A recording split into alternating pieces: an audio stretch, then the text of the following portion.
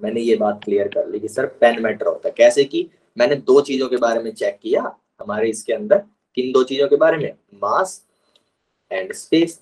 अगर किसी चीज के अंदर मास एंड स्पेस है तो फिर वो मैटर है। ठीक है बच्चों, ये बात हमने समझ ली कि हम मैटर कैसे चेक करेंगे। उसके बाद बच्चों मैं ना मैटर को मैग्नीफाई करने वाला, मान लो आपके पेन को मैग्नीफाई कर दिया बहुत तगड़े माइक्रोस्कोप से। अब उसके अंदर आपको क्या दिखेंगे, ऐसे ऐसे पार्टिकल्स दिखेंगे। वो लोग बच्चों इंटरेक्ट कर रहे होंगे, उनने एक दूसरे को बाइंड कर रखा होगा, एक दूसरे को खींच रहे होंगे बच्चों। ये जिस चीज से एक दूसरे को खींचते हैं ना उसका नाम है इंटरमॉलिक्यूलर फोर्स, या कह सकते हो जिस चीज की वजह से खींचते हैं वो है इंटरमॉलिक्यूलर फोर्स। बच्चों जितने भी कंस्टिट्यूएंट पार्टिकल्स होते हैं मैटर के अंदर वो एक दूसरे को खींच रहे होते हैं ताकि वो मैटर एग्जिस्ट कर सके। अगर मैटर के अंदर से कंस्टिट्यूएंट पार्टिकल हट जाएंगे तो फिर उन्हीं पार्टिकल्स का बच्चों मास और स्पेस होता है, तो फिर वो मैटर मैटर नहीं रहेगा।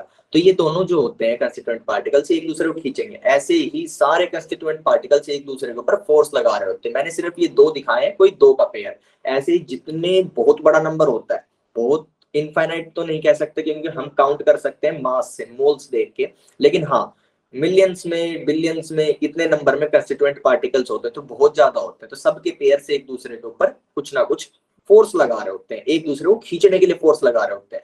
ठीक है, तो बच्चों फोर्स लगा रहे होते हैं। मैंने आपको फोर्स का थोड़ा सा इंट्रोडक्शन दे दिया कि इंटरमॉलिक्यूलर फोर्स होती है। ठीक है सर, होती है। अब सर बात आती है आप ये कंस्टिट्यूएंट पार्टिकल जो बार बार बोल रहे हो ना, क्या होते हैं सर ये कंस्टिट्यूएंट पार्टिकल्स? तो बच्चों कंस्टिट्यूएंट पार्टिकल कुछ भी नहीं है, वो दो चीजें जिनके बीच में इंटरमॉलिक्यूलर फोर्स लग रही होगी वो कंस्टिट्यूएंट पार्टिकल्स होते हैं। मैटर के अंदर जो दो हम एक पार्टिकल उठा के देख रहे हैं जिनके बीच में हम कहते हैं सर इनके बीच में ना फोर्स लग रही है, तो वो बच्चों हमारे कंस्टिट्यूएंट पार्टिकल्स होते हैं। अब बच्चों हमें बात ये करनी है कि इसके दो टाइप्स हो सकते हैं, या तो ये कंस्टिट्यूएंट पार्टिकल्स एटम्स हो सकते हैं या मॉलिक्यूल्स हो सकते हैं। बच्चों मैंने इसको ना पार्टिकल 1 कहा है और इसको पार्टिकल 2 कहा है। ठीक है बच्चों, अगर मेरा particle 1 and particle 2 carbon atoms है फॉर एग्जांपल, और ये डायमंड फॉर्म कर रहा है, तो बच्चों यहाँ पे जो है मेरे कंस्टिट्यूएंट पार्टिकल एटम्स हो रहे हैं। अगर बच्चों मैं कहूँ 1 एंड 2 H2O के मॉलिक्यूल्स हैं और ये वाटर फॉर्म कर रहे हैं, तो बच्चों यहाँ पे जो है मेरे कंस्टिट्यूएंट पार्टिकल्स मॉलिक्यूल्स है। इस बात से मैं क्या कहना चाहता हूँ, आप कहेंगे सर कार्बन भी तो एटम है और फिर इसके H2O के अंदर भी H और O एटम में से फर्क क्या है? बच्चों देखो प्रोसेस क्या है, जब मैं एटम्स से मैटर कंस्टिट्यूट करूंगा तो क्या होगा, पीरियोडिक टेबल जो हमारी होती है उसके अंदर हमसे कोई एक एलिमेंट उठाएंगे, से जैसे मैंने कार्बन का एग्जांपल लिया है। ठीक है, उसके अंदर कार्बन आएगा और मैनी कार्बन आएंगे, फिर दे फॉर्म मैटर। और बच्चों जो मॉलिक्यूल से बनाएंगे ना, तो मेरा जो पहला स्टेप है उसके अंदर अब मेरा सिर्फ एक एटम नहीं लिया मैंने, H और O लिया। यहाँ पे आपको एक डिफरेंस समझ में आया सर, जब मॉलिक्यूल से बन रहा है ना तो स्टार्टिंग मटेरियल क्या है, दो एलिमेंट्स हैं। उसके बाद ये क्या करेंगे बच्चों, ये लोग मिक्स होके H2O बना लें। आप 2H मान लीजिए बच्चों, अगर आपको कंफ्यूजन होगी सर दूसरा H कहाँ से है, बच्चों फिर ये H2O बनाएंगे। यहाँ पे क्या था, मैनी C लिखा था मैंने, अब मैनी यहाँ पे क्या आएंगे H2O। तो बच्चों एक एक्स्ट्रा स्टेप ये हो गया, फर्स्ट एक्स्ट्रा स्टेप, ये पूरा ही मान लीजिए। ठीक है, एक स्टेप एक्स्ट्रा है, फर्स्ट भी नहीं बोलते। उसके बाद बच्चों ये सीधे मैटर फॉर्म कर लेते हैं। तो बच्चों यहाँ का जो ये वाला पार्ट है ना, ये इतना इतना पार्ट जो है अलग हो गया। अगर आप इस पार्ट को, इसकी बात करूं मैं, ये कार्बन तक का, और मैं इसकी बात करूं ये अलग हो जाता है। ये डिफरेंस बच्चों एटम और मॉलिक्यूल में, यानी कि सर जब मॉलिक्यूल से मैटर बनना होगा ना तो पहले एटम्स आएंगे, वो आपस में बॉन्डिंग करके कोई एक मॉलिक्यूल बनाएंगे, ऐसे ही बहुत सारे मॉलिक्यूल्स बनेंगे, फिर वो मॉलिक्यूल्स इंटरेक्ट करके सर मैटर बनाएंगे, तब हमारे कंस्टिट्यूएंट पार्टिकल्स मॉलिक्यूल्स होते हैं। ठीक है बच्चों, आपको ये समझ में आ गया कि एटम और मॉलिक्यूल क्या होता है। मैं अभी के लिए मान के चल रहा हूँ, लेकिन अगर आपको नहीं समझ आया हो तो मैं डाउट्स में दोबारा क्लियर कर दूंगा रिपीट करके। बच्चों मैंने कंस्टिट्यूएंट पार्टिकल्स की बात कर ली, उसके बाद बच्चों मैं बात करना चाहता हूँ आपसे फिजिकल एंड केमिकल प्रॉपर्टीज की। बच्चों मेरे पास ना एक ही पानी का ग्लास है, आपको दिख रहा होगा। ठीक है, ये पानी का ग्लास बच्चों बाहर से स्टील का ग्लास है मेरे पास, और इसके अंदर लिक्विड है। बच्चों स्टील जो है ये अपनी शेप चेंज नहीं कर सकता है, ये ना एक सॉलिड है, आपने सॉलिड लिक्विड गैस तो सुना होगा। ठीक है, ये अपनी शेप चेंज नहीं कर सकता। इसकी शेप चेंज ना होना ना इसकी फ्लूइडिटी के बारे से रिलेटेड है। इसकी फ्लूइडिटी, फ्लूइडिटी का सिंपल मतलब होता है बच्चों फ्लो करना, फ्लो शब्द से फ्लूइडिटी बनी है। तो क्या ये फ्लो कर सकता है? नहीं सर, ये फ्लो नहीं कर सकता, अपने आप अपनी शेप चेंज नहीं कर सकता। फिर सर हमने बात की कि अंदर का जो पानी है क्या ये फ्लो कर सकता है? आप कहेंगे सर कर सकता है, जिस भी वेसल में डालेंगे उसमें ये अपनी शेप चेंज कर लेगा। ठीक है, तो बच्चों जो ये फ्लूइडिटी है, क्या सॉलिड की और वाटर की फ्लूइडिटी के अंदर फर्क है? ये जो फर्क है, जो प्रॉपर्टी है फ्लूइडिटी, ये फिजिकल प्रॉपर्टी है, ये हर मैटर की आपको अलग अलग मिलेगी। सॉलिड की अलग है, लिक्विड की अलग है। ठीक है, उसके बाद ये हर सॉलिड के अंदर भी अलग अलग मिल सकती है। कोई सॉलिड बहुत ज्यादा फोर्स लगाने पे अपनी शेप चेंज करेगा, कोई सॉलिड कम फोर्स लगाने पे। ठीक है, कोई लिक्विड तेज बहेगा, कोई लिक्विड धीरे धीरे बहेगा। जैसे कि आप हनी लेओगे वो धीरे धीरे फ्लो करेगा। तो बच्चों ऐसे ही ये फिजिकल प्रॉपर्टीज है, ये हर मैटर की ना आपको अलग मिलेंगे। ऐसे ही बच्चों एक चीज होगी केमिकल प्रॉपर्टी। फिजिकल प्रॉपर्टीज में मैंने आपको फ्लूइडिटी बताया, ये एक एक फिजिकल प्रॉपर्टी है। ऐसी और भी काफी प्रॉपर्टीज हो सकती हैं, जैसे कि इलेक्ट्रिकल कंडक्टिविटी, थर्मल कंडक्टिविटी और चीजें, वो सब आप धीरे धीरे आगे पढ़ते जाएंगे फिजिक्स में भी और केमिस्ट्री में भी।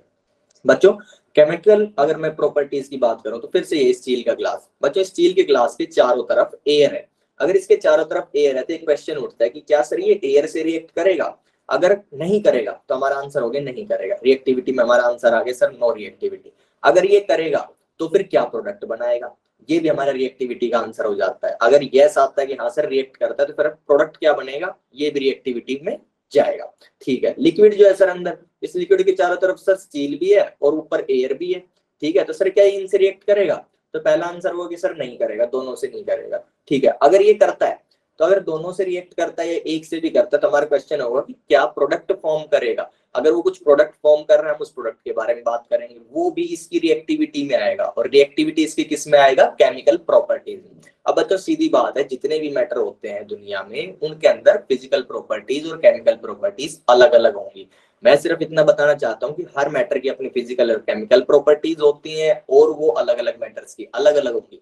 किन्हीं मैटर्स की कुछ फिजिकल प्रॉपर्टी सेम हो सकती है, कुछ केमिकल सेम हो सकती है, और किसी किसी रेयर कॉम्बिनेशन के लिए सारी सेम हो सकती है। लेकिन हर मैटर की अपनी फिजिकल और केमिकल प्रॉपर्टी होगी, ये फिक्स बात है। उसके बाद क्या सेम होगा क्या नहीं होगा ये हमारा बहुत बड़ा टॉपिक है, फिर चाहे कितना ही पढ़ता जाओ कितने भी, क्योंकि इनफाइनाइट टाइप ऑफ मैटर्स हैं, उन सबको उठा के चेक करते जाओ। लेकिन सिंपल सा इतना है कि फिजिकल और केमिकल प्रॉपर्टी होंगे। ठीक है बच्चों, मैं मान के चल रहा हूँ आपको आइडिया हो गया कि फिजिकल और केमिकल प्रॉपर्टीज क्या होती है। तो बच्चों जो ऊपर की स्लाइड है इसके अंदर की तीनों चीजें मैंने डिस्कस कर दी हैं। अभी बच्चों आज ना स्लाइड रीडिंग हम नहीं करेंगे, क्योंकि मैं सीधा सीधा आपको एक्सप्लेन कर दूंगा। ये स्लाइड्स इस पर्पज के लिए बच्चों, ताकि अगर अभी आप अपने क्लास नोट्स बना रहे हैं उसके अंदर कुछ मिस हो जाता है, या फिर कोई बच्चा क्लास नोट्स नहीं बनाता है या किसी वजह से नहीं लिख पाता है, तो फिर बाद में वो स्लाइड्स पढ़ के याद कर सके कि सर हमने ये पढ़ा था, या फिर अपने नोट्स रिक्रिएट कर सके। इस पर्पज से है, बाकी सारी की सारी स्लाइड्स मैं आपको एक्सप्लेन करने वाला हूँ। बच्चों ये स्लाइड हमारी कंप्लीट हो गई। उसके बाद बच्चों सॉलिड, लिक्विड और गैस की बात करेंगे। ठीक है बच्चों, आपने ना बचपन से पढ़ा होगा कि सॉलिड क्या होता है सर, लिक्विड क्या होता है और गैस क्या होता है। अब ना थोड़ी सी अलग बेसिस पे बात करते हैं, क्योंकि आपने ना फ्लूइडिटी के बेस पे पढ़ा है कि सर शेप चेंज होती है कि नहीं। बच्चों अभी ना इंटरमोलिकुलर फोर्स के हिसाब से पढ़ेंगे। बच्चों ये मैंने सॉलिड बनाया, ठीक है, इसके अंदर बच्चों ये जो है डिस्टेंस d1 मान लीजिए, दो कंस्टिट्यूएंट पार्टिकल्स का। फिर उसके अंदर अगले में बात करें तो लिक्विड केस में लिक्विड। तो बच्चों यहाँ पे मैंने डिस्टेंस बोला है d2, और बच्चों फिर उसके बाद मैंने बनाया है एक गैस। आपको बच्चों मैंने डायग्राम इसी साइड से बनाया कि आपको एक चीज क्लियरली समझ में आए कि d1 is less than d2 and which is less than d3। ये क्या है बच्चों? ये इनका इंटरमॉलिक्यूलर डिस्टेंस है, इंटरमॉलिक्यूलर डिस्टेंस। ठीक है सर, सर ये डिस्टेंस अलग अलग क्यों आ रहे हैं, और गैस में ज्यादा क्यों आ रहे हैं और सॉलिड में कम क्यों आ रहे हैं? बच्चों इसका रीजन है इंटरमॉलिक्यूलर फोर्स। इंटरमॉलिक्यूलर फोर्स बच्चों, इंटरमॉलिक्यूलर फोर्स जैसा कि बच्चों मैंने कहा शुरू में आपको थोड़ा सा बताया कि दो कंस्टिट्यूएंट पार्टिकल्स के बीच में कोई फोर्स होगी जो उनको बाउंड रख रही है। अब बच्चों जो फोर्स उनको बाउंड रख रही है ना उसका नाम इंटरमॉलिक्यूलर फोर्स है। जो चीज उनको बाउंड रख रही है उसका नाम इंटरमॉलिक्यूलर फोर्स है। बच्चों सॉलिड्स के अंदर ये ज्यादा होती है। अगर ये सॉलिड्स में ज्यादा होती है तो वो ज्यादा फोर्स से एक दूसरे की तरफ अट्रैक्ट हो रहे हैं। अगर ज्यादा फोर्स से अट्रैक्ट हो रहे हैं तो ज्यादा नजदीक आ जाएंगे, इसलिए डिस्टेंस क्या हो जाएगा बच्चों? कम। अगर लिक्विड के अंदर सॉलिड से कम इंटरमॉलिक्यूलर फोर्स लग रही है, इसका मतलब वो कम ताकत से खींच रहे हैं, अगर कम ताकत से खींच रहे हैं तो थोड़े से दूर होंगे। और गैसेस के अंदर इंटरमॉलिक्यूलर फोर्स बच्चों सबसे वीक होती है, इसका मतलब वो सबसे वीक फोर्सेस से खींच रहे हैं, तो उनके बीच का डिस्टेंस सबसे ज्यादा हो जाएगा। ठीक है बच्चों, आपको इंटरमॉलिक्यूलर फोर्सेस से थोड़ा सा समझ आ गया, और ये आपको समझ आ गई सॉलिड लिक्विड गैस के अंदर डिफरेंशिएट कैसे करते हैं। एक ऑर्डर बच्चों मैंने आपको लिख दिया कि इंटरमॉलिक्यूलर डिस्टेंस का क्या होता है, एक ऑर्डर मैं आपको लिखने वाला हूं इंटरमॉलिक्यूलर फोर्सेस का। और अभी मैंने D1 D2 D3 के टर्म्स में लिखा, तो इसको भी हम सॉलिड लिक्विड और गैस के टर्म्स में लिखें। तो बच्चों पहले मैं लिख रहा हूं इंटरमॉलिक्यूलर फोर्स का, इंटरमॉलिक्यूलर फोर्सेस ये बच्चों सबसे ज्यादा होती है हमारे सॉलिड की, उसके बाद बच्चों लिक्विड की, और उसके बाद गैस की। बच्चों इसका बिल्कुल अपोजिट ऑर्डर हो जाता है इंटरमॉलिक्यूलर डिस्टेंस का, क्योंकि distance is inversely proportional to strength of force. जितनी ज्यादा फोर्स होगी उतना कम डिस्टेंस होगा।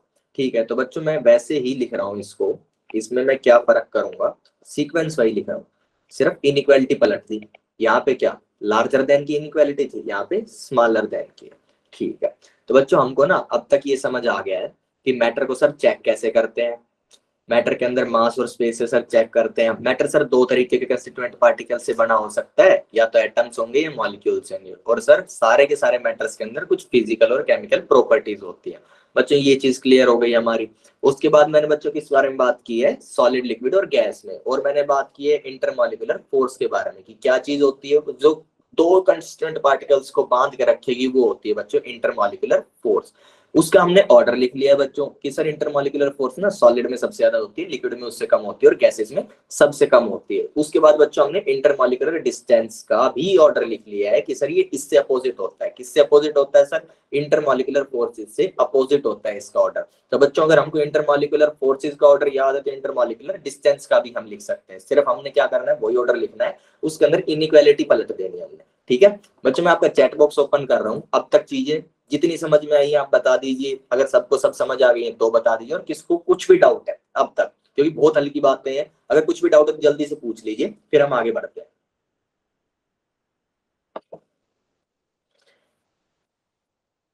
ओके ठीक है बच्चों, तो आपके मुझे पॉजिटिव रिस्पॉन्स मिल रहे हैं, हम आगे बढ़ते हैं। अब इसके बाद बच्चों मैं आपको दो चीजें बताने वाला हूँ, एक आयन और दूसरी चीज होगी बच्चों डाइपोल, डाइपोल एंड आयन। बच्चों आपने पहले भी आयन और डाइपोल का नाम सुना होगा, क्योंकि आप 11th में आ चुके हैं, 3-4 चैप्टर आप पढ़ चुके हैं, और आपने आयन और डाइपोल, डाइपोल भले ही ना सुना हो लेकिन आयन का जरूर सुना होगा। आयन क्या होता है सर, ऐसे एटम के नाम के ऊपर नेगेटिव चार्ज लिख दिया या फिर पॉजिटिव चार्ज लिख दिया। ठीक है, इतना आपको पता होगा कि सर जिसके ऊपर ना चार्ज लिख रखा होता है ना वो आयन होता है। अब बच्चों हम थोड़ी सी बात कर लेते हैं कि आयन बनता कैसे। जल्दी से मैं बताता हूँ, आप पीरियोडिक टेबल के अंदर से कोई एक एलिमेंट उठाएंगे, मैंने कहा कि मैं Cl उठा रहा हूँ, मैंने यहाँ से कहीं से Cl उठा लिया। जब मैंने यहाँ से कहीं से Cl उठाया तो ये Cl का एटम लिया जो कि न्यूट्रल है। इसके आउटर शेल के अंदर बच्चों 7 इलेक्ट्रॉन्स होते हैं। अगर आपने पीरियोडिक टेबल का चैप्टर पढ़ा होगा तो आपको ये पता होगा कि ये हैलोजन के ग्रुप में होता है, उनके अंदर 7 इलेक्ट्रॉन्स होते हैं आउटर ग्रुप में। अब बच्चों एक चीज होती है इलेक्ट्रोनेगेटिविटी, इसका नाम भी आपने अब तक सुन लिया होगा। इलेक्ट्रोनेगेटिविटी बच्चों जो होती है हमारी, वो कुछ नहीं है, प्यार फॉर इलेक्ट्रॉन्स है। ठीक है, प्यार फॉर इलेक्ट्रॉन की वजह से दो चीजें हो सकती है, एब्जॉर्ब इलेक्ट्रॉन और अट्रैक्ट इलेक्ट्रॉन। ठीक है, एब्जॉर्ब इलेक्ट्रॉन बच्चों सीधी सी बात, अगर फ्री स्पेस के अंदर कोई इलेक्ट्रॉन घूम रहा है ना, ये क्लोरीन क्योंकि इलेक्ट्रोनेगेटिव है इसको खा जाएगा और इसके ऊपर नेगेटिव चार्ज आ जाएगा। नेगेटिव चार्ज क्यों आया सर, पॉजिटिव क्यों नहीं आया, ये आगे बताऊंगा। और बच्चों अट्रैक्ट का क्या मतलब है ये मैं आपको बता देता हूँ, एक छोटा सा एग्जांपल लेते हैं HCl का। HCl बच्चों एक मॉलिक्यूल है हमारा जिसके अंदर H एटम होता है और Cl एटम होता है। बच्चों कोवलेंट बॉन्ड के अंदर आपने थोड़ा सा केमिकल बॉन्डिंग में सुना होगा कि सर इसके अंदर ना इक्वल इलेक्ट्रॉन्स दिए जाते हैं, दोनों अपना एक एक इलेक्ट्रॉन शेयर करते हैं, उससे बॉन्ड बनता है। अब बच्चों जब स्टार्टिंग में ना इलेक्ट्रॉन शेयर करके बॉन्ड बनता है, तब ये बॉन्ड एक दूसरे के पास होते हैं, जिसका H का इलेक्ट्रॉन था वो H के पास होता है, Cl का था वो Cl के पास होता है। फिर जस्ट थोड़ी सी देर के बाद Cl क्या करता है, वो कहता है कि भाई मैं ज्यादा इलेक्ट्रोनेगेटिव, तो वो क्या करता है इस वाले इलेक्ट्रॉन को, जो मैं अट्रैक्ट वाला समझाना चाह रहा हूँ ना बच्चों आपको, अट्रैक्ट का मतलब है ये वाला इलेक्ट्रॉन थोड़ा सा इधर शिफ्ट हो जाएगा, शिफ्ट नॉट एब्जॉर्ब। अगर एब्जॉर्ब कर लेगा तो बच्चों फिर ना ये Cl minus plus H plus में टूट जाएगा, ये बॉन्ड टूट जाएगा अगर एब्जॉर्प्शन हो गया। तो ये एब्जॉर्प्शन नहीं हो रहा है और यहाँ पे अट्रैक्शन हो रहा है इलेक्ट्रॉन का। तो बच्चों ये जब ये वाला इलेक्ट्रॉन थोड़ा सा इधर शिफ्ट हो जाएगा ना, तो मेरे पास क्या कहानी बनेगी, कैसा दिखेगा ये, उसके बाद ये ऐसा दिखेगा। H और Cl का ये बॉन्ड है और दोनों इलेक्ट्रॉन बच्चों Cl के पास आ गए। बच्चों जब ये इलेक्ट्रॉन Cl के पास आ जाएंगे, मैंने एक चीज लिखूंगा मैं, डेल लिख के डेल माइनस, और इसकी तरफ लिखूंगा डेल प्लस। ठीक है, प्लस और माइनस क्यों आएंगे अभी मैं आपको बताने वाला हूँ। डेल क्यों आया है, क्योंकि बच्चों सिर्फ अट्रैक्शन हुआ है। डेल का मतलब बच्चों पार्शियल चार्ज होता है, तो क्योंकि सिर्फ अट्रैक्शन हुआ है तब हम लिखेंगे बच्चों पार्शियल चार्ज। और अगर कंप्लीट एब्जॉर्प्शन हो जाए या कंप्लीटली लूज कर दे इलेक्ट्रॉन, तो फिर हम लिखते हैं कंप्लीट चार्ज, यानी कि तब आयन बन रहा होता है। अब बच्चों बात आती है प्लस और माइनस चार्ज कैसे होगा। देखिए इलेक्ट्रॉन अगर इनकमिंग होगी जैसे फोन में होती है, तो हमारा नेगेटिव चार्ज होगा बच्चों, नेगेटिव चार्ज। वो दो तरीके का हो सकता है, कंप्लीट नेगेटिव, वो कब होगा जब कंप्लीट इलेक्ट्रॉन एब्जॉर्ब हो जाएगा, और बच्चों वो पार्शियल हो जाएगा जब इलेक्ट्रॉन उसकी तरफ अट्रैक्ट हुए होंगे। इसके दो एग्जांपल है बच्चों, मैंने ऊपर क्लोरीन के अंदर एक इलेक्ट्रॉन एब्जॉर्ब करके दिखाया है, देखिए यहाँ पे मैं रेड से दिखा रहा हूँ, कहाँ पे, रेड से, यहाँ पे बच्चों मैंने दिखाया कैसे एब्जॉर्ब होता है। उसके बाद बच्चों अट्रैक्ट होने का एग्जांपल मैंने यहाँ पे HCl में दिखाया। ठीक है, तो ये हो गया अट्रैक्शन। जब अट्रैक्शन होगा तो बच्चों, सॉरी मैंने यहाँ पे पार्शियल पॉजिटिव लिख दिया, एक सेकेंड, पार्शियल नेगेटिव ही आएगा जब भी इलेक्ट्रॉन एब्जॉर्ब होगा। ठीक है, पार्शियल नेगेटिव। जब इलेक्ट्रॉन की इनकमिंग होगी या अट्रैक्शन होगा तो नेगेटिव ही चार्ज आएगा बच्चों। ठीक है, और अगर इलेक्ट्रॉन की आउटगोइंग होगी, इलेक्ट्रॉन आउटगोइंग, आउटगोइंग का एग्जांपल बच्चों मैं सोडियम का ले सकता हूँ। सोडियम का जो एटम होता है उसके आउटर शेल में एक इलेक्ट्रॉन होता है, ये उस एक इलेक्ट्रॉन को लूज इलेक्ट्रॉन और बन जाता है बच्चों Na पॉजिटिव प्लस इलेक्ट्रॉन। ठीक है, प्लस इलेक्ट्रॉन, तो इसके ऊपर बच्चों पॉजिटिव चार्ज आ जाता है। ये हुई आउटगोइंग कंप्लीट, ये कंप्लीट इलेक्ट्रॉन इसके एटम से बाहर चला गया। बच्चों जब आउटगोइंग होती है तो पॉजिटिव चार्ज आएगा, और वो भी दोनों तरीके का आ सकता है, कंप्लीट पॉजिटिव बच्चों और पार्शियल पॉजिटिव। अच्छा सर पार्शियल का बताइए, कंप्लीट तो समझ आ गया कि कंप्लीट तब होगा जब इलेक्ट्रॉन पूरी आउटगोइंग हो जाएगी। बच्चों पार्शियल जब होगी, ये H है ना, ये आपको ऊपर H दिख रहा है, ये जो ऊपर H है, क्या इससे आउटगोइंग हुई इलेक्ट्रॉन्स की, इससे दूर गए, आउटगोइंग का मतलब दूर, तो इससे अगर दूर गए तो बच्चों मैंने इसके ऊपर देखो पार्शियल पॉजिटिव, मैं आपको यहाँ पे मार्क कर रहा हूँ, डेल प्लस लिखा मैंने इसके ऊपर। जब इससे दूर गए ना बच्चों तो पार्शियल पॉजिटिव चार्ज आ जाएगा।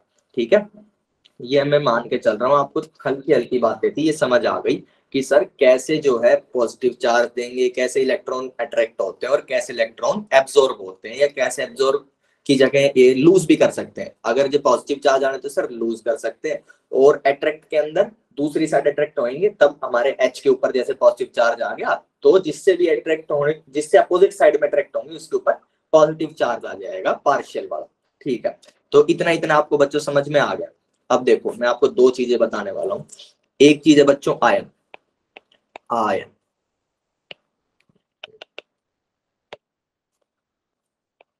आयन क्या होता है सर, इसके अंदर ना कंप्लीट चार्ज आता है, कंप्लीट चार्ज।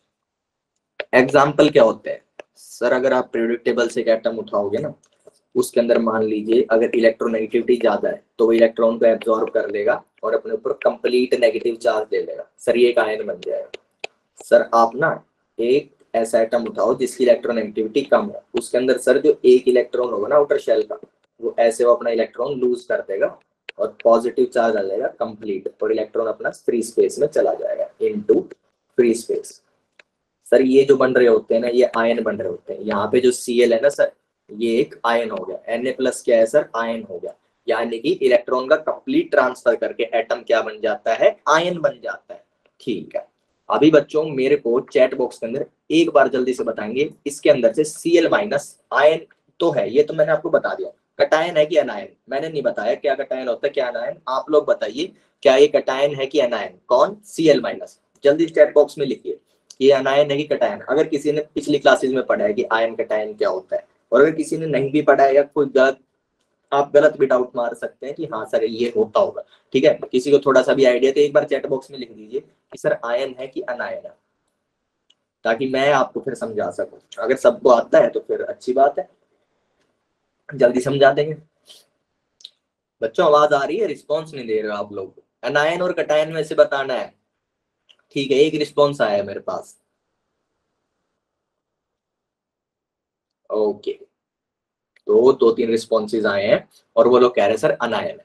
ठीक है, तो मैं मान के चलता हूं कि ये अनायन है। क्लोरीन सर अनायन है, ठीक है। तो फिर इसका मतलब ये हो गया फिर कटायन। दो लोगों में से एक अनायन हो गया तो दूसरा कटायन, क्योंकि अपोजिट है। बिल्कुल सही आंसर है बच्चों की, ये अनायन है। अब अनायन क्या होता है, ये जिनको अगर नहीं पता चला है कि सर क्यों अनायन और क्यों कटायन, तो उनके लिए मैं बता देता हूँ। देखो, आयन के दो टाइप्स हो सकते हैं बच्चों। एक होता है कटायन और एक होता है बच्चों अनायन। जब पॉजिटिव चार्ज होगा, कंप्लीट होगा, वो सीधी बात है क्योंकि आयन है। जब पॉजिटिव चार्ज होगा तो कटायन होगा, और जब नेगेटिव चार्ज होगा बच्चों तब हमारा अनायन बन जाएगा। बस सिंपल सी बात है। इसीलिए क्लोरीन जो है हमारा अनायन निकला है, क्योंकि इसके ऊपर क्या था, नेगेटिव चार्ज था। और हमारा जो सोडियम है वो हमारा कटायन निकला, क्योंकि उसके ऊपर पॉजिटिव चार्ज था। ठीक है बच्चों, ये बात भी आपको समझ आ गई होगी, मेरे को लग रहा है। बिल्कुल। अब बच्चों एक चीज का नाम लूंगा मैं, डाइपोल। डाइपोल के लिए बच्चों में एक एग्जांपल उठा रहा हूँ, HCl का। ठीक है, ये बच्चों HCl का मॉलिक्यूल है।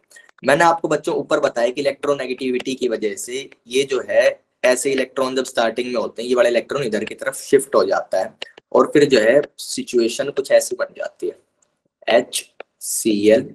और ये दोनों इलेक्ट्रॉन इसके पास होते हैं, क्योंकि इसके पास आ गए Cl के पास इलेक्ट्रॉन, तो बच्चों इसके ऊपर डेल नेगेटिव चार्ज आ जाता है, क्योंकि H से दूर चले गए तो इसके ऊपर पॉजिटिव चार्ज आ जाता है। ठीक है, आपने कहा हाँ सर, यहाँ तक तो मुझे पता है कि ये चार्ज वार्ज डेवलप हो जाते हैं। बच्चों ये चार्ज जो है ना, अगर आप ऐसे करके अर्थ को देखें तो अर्थ के अंदर एक मैग्नेट होता है। आपने नॉर्थ पोल और साउथ पोल पढ़ा होगा ज्योग्राफी वगैरह में, ऊपर नॉर्थ होता है, नीचे साउथ होता है।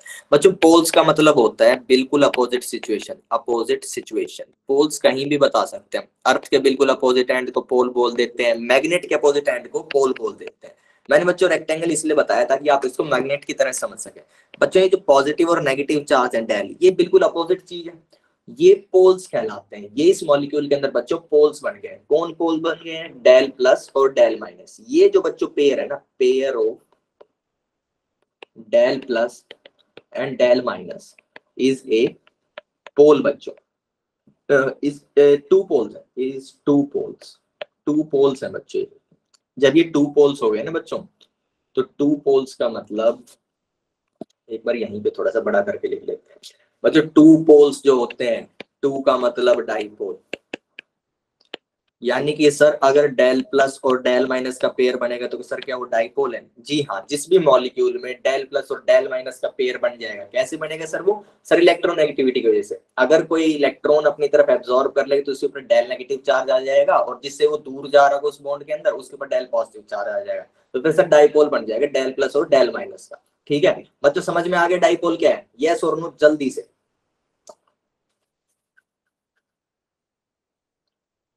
डाइपोल समझ आया? एक सेकेंड, चैट बॉक्स ओपन ही है। हाँ, डाइपोल समझ आ गया।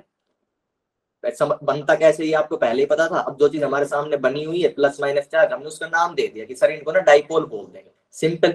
अब ठीक है बच्चों, डाइपोल को ना एक और चीज बोलते हैं। सबको क्लियर हो गया है? मेरे को चैट बॉक्स में ऐसा रिस्पॉन्स मिल रहा है बच्चों। डाइपोल को ना पोलर मॉलिक्यूल भी बोल देते हैं। पोलर का मतलब जिसके अंदर पोल, पोलर मतलब जिसके अंदर पोल, जिसमें पोल। हाँ सर, पोल तो है ही, डेल प्लस और डेल माइनस के पोल हैं। तो बच्चों पोलर का मतलब डेल प्लस और डेल माइनस के पोल हैं इसके अंदर, तो ये पोलर मॉलिक्यूल हो गया।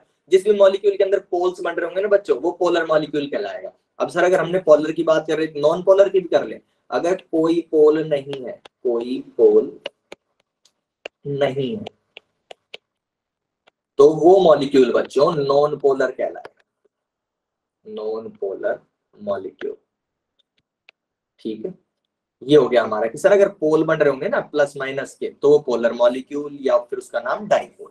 ठीक है सर, अगर कोई पोल नहीं बनेगा तो वो नॉन पोलर मॉलिक्यूल है, उसको डाइपोल नहीं बोलेंगे, ना ही पोलर मॉलिक्यूल बोलेंगे सर। उसको उसको क्या बोलेंगे? नॉन पोलर मॉलिक्यूल बोलेंगे सर। ठीक है, तो बच्चों आपको मैंने नॉन पोलर मॉलिक्यूल का नाम लिया, तो फिर एक एग्जाम्पल भी दे देते हैं। इसका एग्जाम्पल बच्चों में आयोडीन गैस ले रहा हूँ, I2 गैस। बच्चों I2 गैस का जो मॉलिक्यूल होगा ना, वो कुछ ऐसा होता है। इसके अंदर दो आयोडीन ने अपनी बॉन्डिंग कर रखी होती है। ठीक है, और ये रेक्टेंगल के अंदर मैं आपको फिर से मैग्नेट वाला दिखाने की कोशिश कर रहा हूँ, लेकिन इसके अंदर मैग्नेट बनेगा नहीं। हमने बच्चों जब ये दो आयोडीन लिखे, ऑफ कोर्स सीधी बात है इन दोनों ने अपना एक एक इलेक्ट्रॉन दिया होगा और ये बॉन्ड बनाया होगा। दोनों के आउटर शेल के अंदर इलेक्ट्रॉन शेयरिंग के बाद 8 इलेक्ट्रॉन्स ईच हो गए।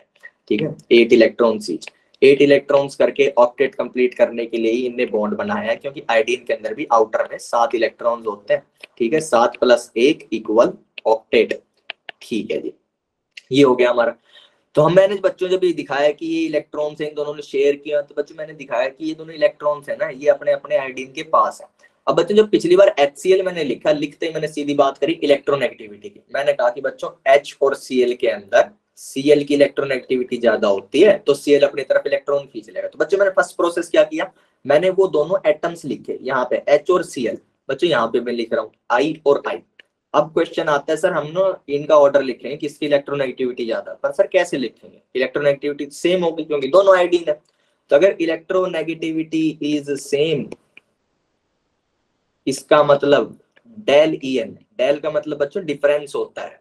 ठीक है, इलेक्ट्रोनेगेटिविटी का डिफरेंस हमारा 0। तो अगर 0 है तो ये दोनों आपस में क्या कर रहे हैं, कुछ भी नहीं कर सकते, एक दूसरे के इलेक्ट्रॉन नहीं छेड़ सकते। ठीक है, दोनों ने अपने इलेक्ट्रॉन शेयर करके एक बॉन्ड बना लिया, लेकिन इक्वल शेयरिंग है, किसी के पास ज्यादा इलेक्ट्रॉन शिफ्टिंग नहीं होगी। सर ये तो फिर नॉन पोलर मॉलिक्यूल हो गया, क्योंकि इसके अंदर तो अगर इलेक्ट्रॉन शेयरिंग नहीं होगी तो नो पोल्स। पोल कैसे बनेंगे sir, partial positive partial negative तो बनेंगे ही नहीं, क्योंकि इलेक्ट्रॉन तो इधर उधर जा ही नहीं रहे, कोई अट्रैक्ट नहीं कर रहा। तो बच्चों नॉन पोलर का एग्जांपल आपको समझ में आ गया कि नॉन पोलर आयोडीन क्यों है, नॉन पोलर। एक बार बताइए जल्दी से चैट बॉक्स के ऊपर कि सर नॉन पोलर क्यों हो जाता है, कि इलेक्ट्रोनेगेटिविटी डिफरेंस 0 हो जाता है ना, तो फिर नॉन पोलर होगा, कोई इलेक्ट्रॉन को अपनी तरफ खींच ही नहीं सकता। ठीक है, जल्दी जल्दी बच्चों रिस्पॉन्स बता दिया करो, क्योंकि आज की क्लास ना तेज चल रही है, तो अगर किसी को ना समझ में आया हो तो बता दो, मैं जल्दी से रिपीट कर दूं। ओके, मैं एक बार और रिपीट कर रहा हूँ। आप मेरे को ये बताइए, जिनने रिपीट करने के लिए कहा है वर्षा, कहाँ से रिपीट करना है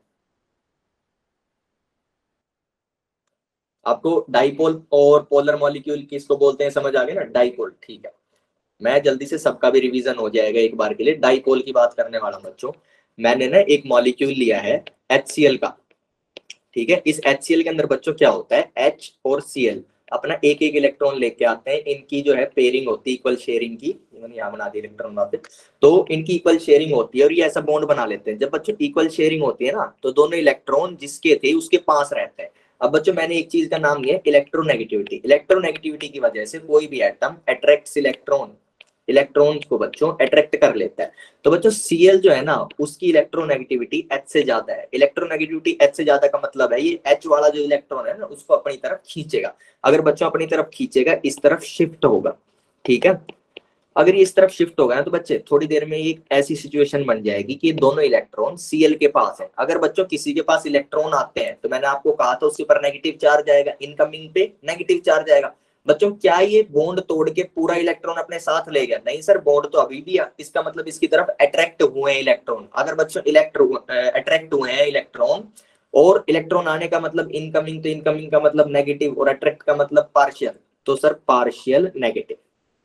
सर H के ऊपर क्या हुआ है सर, इससे इलेक्ट्रॉन आउटगोइंग हो गई है। कैसी आउटगोइंग हुई है? अट्रैक्शन वाली। इसने पूरा इलेक्ट्रॉन लूज नहीं किया है सर, अभी भी बॉन्ड बचा हुआ है। तो सर इसके ऊपर ना पार्शियल आएगा चार्ज। कैसा आएगा? क्योंकि सर इससे तो आउटगोइंग हुई है, डेल पॉजिटिव। बच्चे मैंने इसके ऊपर ना ये चार्जेस लिख दिए। ये चार्जेस जो बच्चों मैंने लिखे ना, ये इनको पोल बोलते हैं। Opposite situation is called pole. ठीक है, जैसे अर्थ के पोल होते हैं, ये दो अर्थ के दोनों अपोजिट एंड होते हैं, नॉर्थ और साउथ बोलते हैं। मैग्नेट के जो दो पोल्स होते हैं, नॉर्थ और साउथ, बिल्कुल अपोजिट सिचुएशन होती है। ठीक है, तो बच्चों ऐसे ही यहाँ पे क्या बन गए, नेगेटिव और पॉजिटिव के पोल। बच्चों ये पोल का पेयर बना, डेल प्लस और डेल माइनस। क्या ये मेरे बच्चों दो पोल्स बन चुके हैं? बच्चों जहां पे दो पोल्स बनेंगे, दो से डाई उठाया गया है और डाई पोल बोल दिया गया है। वर्षा क्या आपको समझ आया? जल्दी से बताइए।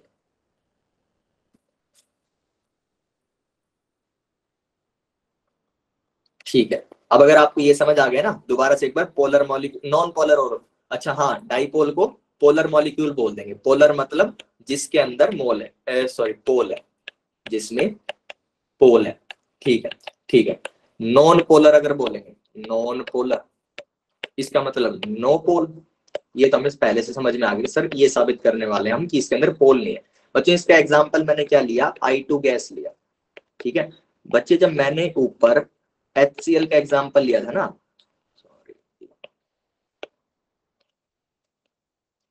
जब मैंने HCl का एग्जाम्पल लिया था, मैंने सीधी बात करी किसकी, इलेक्ट्रोनेगेटिविटी की। किसके बीच में बात करी, H और Cl के बीच में करी थी। फिर मैंने ऐसे दिखा दिया था कि Cl की ज्यादा होती है। तो यहाँ पे भी मैंने दोनों इसके एटम्स लिखे बच्चे, क्या है, I और I है। अब मैं इसका ऐसे करके ऑर्डर लिखना चाहूँ अगर HCl की तरह, तो क्या लिख सकता हूँ, नहीं लिख सकता, क्योंकि इनकी इलेक्ट्रोनेगेटिविटी सेम है, दोनों ही आयोडीन है।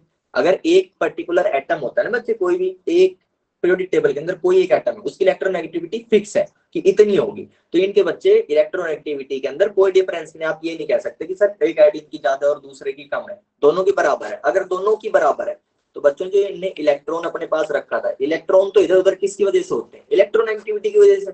सर क्या होगा, इलेक्ट्रॉन नेगेटिविटी अगर ज्यादा होगी तो इलेक्ट्रॉन अट्रैक्ट हो जाएंगे। तो फिर अगर इलेक्ट्रॉन जो है अट्रैक्ट ही नहीं हो सकते क्योंकि इलेक्ट्रोनेगेटिविटी नहीं है, तो क्या है, दोनों इलेक्ट्रॉन बच्चे दोनों जिसके थे उसके पास ही रहेंगे, कोई इधर उधर नहीं जाएगी। एक वाले आयोडीन के पास ज्यादा इलेक्ट्रॉन आ गए, दोनों इलेक्ट्रॉन उसके पास आ गए। बच्चे अगर दोनों एक के पास नहीं आएंगे तो उसके ऊपर कोई नेगेटिव चार्ज डेवलप नहीं होगा, अपोजिट वाले के ऊपर कोई पॉजिटिव चार्ज डेवलप नहीं होगा। अगर चार्ज डेवलप नहीं होगा तो बच्चे हमारे पास पोल नहीं होंगे। पोल क्या होते हैं, चार्ज का ही तो पोल बनता है। डेल प्लस और डेल माइनस का जो हमारे पास पोल्स बनते हैं, उन्हीं से तो हम कहते हैं कि सर ये डाइपोल बन जाएगा। तो हम ना पोल बनेंगे ना हमारा डाइपोल बनेगा। क्या नहीं बना, इलेक्ट्रोनेगेटिविटी डिफरेंस नहीं होने की वजह से इलेक्ट्रॉन शिफ्ट नहीं हुए, उसकी वजह से सर पोल नहीं बने। और अगर पोल नहीं बने तो सर अब डाइपोल नहीं होगा, और डाइपोल नहीं होगा तो फिर पोलर मॉलिक्यूल नहीं है, और अगर पोलर मॉलिक्यूल नहीं है तो नॉन पोलर। वर्षा जल्दी से बताइए, समझ आया नॉन पोलर क्यों होता है? ठीक है बच्चों, अभी तक ना मैंने पोलर और नॉन पोलर, तो आपको आयन समझ में आ गया है और डाइपोल समझ में आ गया है। अब एक और चीज जल्दी समझा देता हूँ ताकि साथ साथ रहे हमारी। डाइपोल के अंदर हम एक इंड्यूस्ड डाइपोल पढ़ेंगे, और उससे पहले बच्चों 3 रूल पढ़ने वाले हैं। Plus minus attract each other, ये इलेक्ट्रोस्टैटिक्स का होता है।